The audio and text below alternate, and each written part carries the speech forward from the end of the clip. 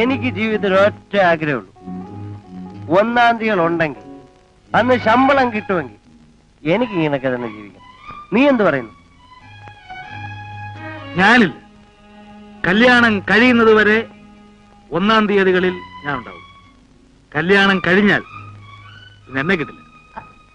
അതെന്താ നീ അങ്ങനെ പറഞ്ഞത്? അതെന്നെ ഒരുപാട് നീ ഇൻസൾട്ട് ചെയ്യായിരുന്നു.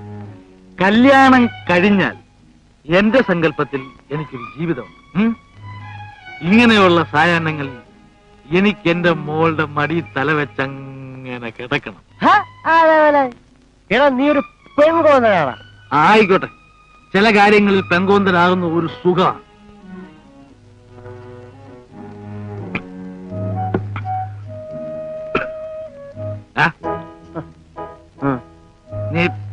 നീ എന്നെ പെൺകോന്തലെന്ന് വിളിച്ചു. കിക്കോണ്ട? നിനക്ക് കിക്കുണ്ടോ? നല്ല കിക്കുണ്ടോ?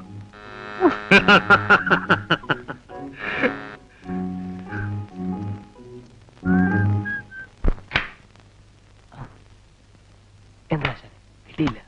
അതൊന്നും പറഞ്ഞാ പറ്റില്ല. കഴിഞ്ഞ പ്രാവശ്യം വന്ന പാർട്ടിയിലും മതി. അവളൊരു ദുബായിക്കാരൻ കെട്ടിക്കൊണ്ട് അതായിരുന്നേ പ്രയാസമില്ലായിരുന്നു. അതൊന്നും പറഞ്ഞാ പറ്റില്ല. ആശ ഒന്ന് നോക്കിക്കേ. പിന്നൊരു പാർട്ടി ഉണ്ട് ഈ ലൈനിൽ ഫ്രഷാ. എന്ന് വെച്ചാ ഇതേവരെ പോയി തുടങ്ങിയിട്ടില്ല.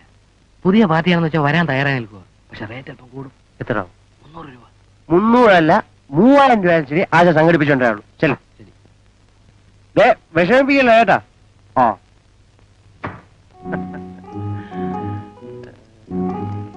ചായയിലും കാപ്പിയിലും ചോറിലും മോറിലും ഒക്കെ മായമുണ്ടെന്നാണ് വിശ്വസിക്കുന്നത്.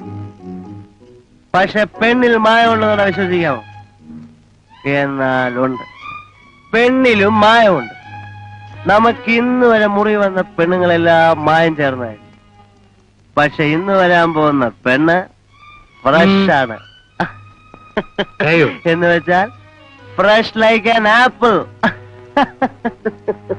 നിനക്കറിയാമോ ദേവ, ഒരു ഗ്ലാസ് ചായ കഴിച്ചാൽ എനിക്ക് മതിയാവും. 2 പേർക്ക് വിസ്കി കഴിച്ചാൽ എനിക്ക് മദ്യം മതി. പക്ഷെ പെണ്ണ് എനിക്കത് മാത്രം മതിയാകില്ല. ഒന്ന് കഴിഞ്ഞാൽ അടുത്തത്, പിന്നെ വേറൊന്ന്, അങ്ങനെ 100 എന്ന സംഖ്യ ഞാൻ തയ്ക്കും. അതൊരു ത്രില്ലാണ്. എടാ, നമ്മളെ ഒരു ബെറ്റ് വയ്ക്കാം. നമ്മൾ ആരാണ് ജീവിതത്തിൽ ആദ്യമായി സെഞ്ചുറി ഉണ്ടാടുന്നത്?